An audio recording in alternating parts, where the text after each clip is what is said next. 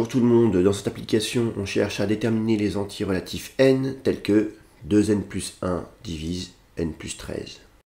On va notamment utiliser cette propriété du cours. Si a divise b et que a divise c, alors quels que soient les entiers m et n, a divise mb plus nc.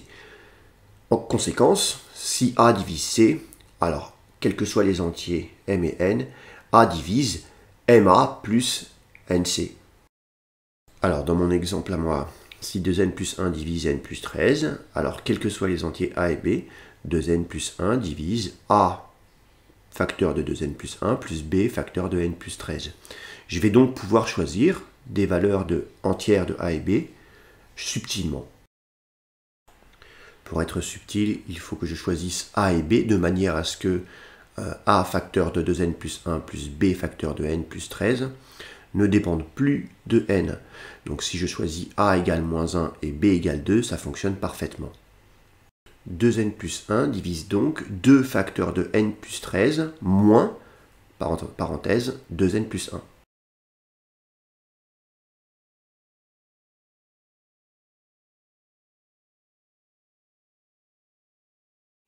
J'ai fait exprès de choisir ces valeurs-là, puisque quand je développe cette dernière expression, on trouve 25. Donc si 2n plus 1 divise n plus 13, alors 2n plus 1 divise 25.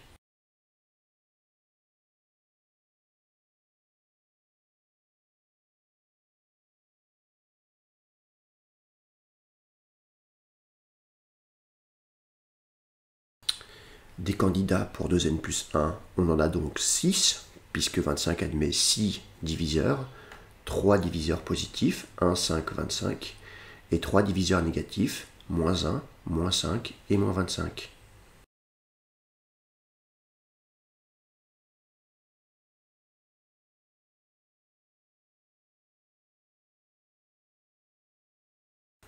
Voilà, maintenant que j'ai trouvé les candidats possibles pour 2n plus 1, et je n'ai plus qu'à résoudre les 6 équations qui correspondent.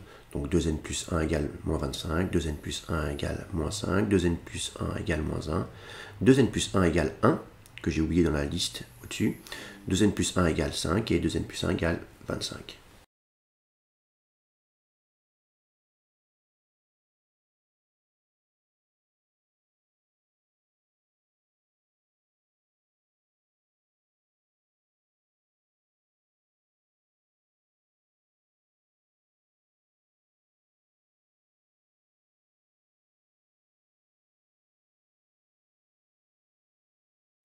Donc on vient de voir que si 2n plus 1 divise n plus 13, alors on avait soit n égale moins 13, n égale moins 6, n égale moins 1, n égale 0, n égale 2 ou n égale 12. Il ne reste plus qu'à voir la réciproque, c'est que si n est égal à une de ces valeurs, alors bien sûr 2n plus 1 divise n plus 13. Ça on le vérifie très facilement.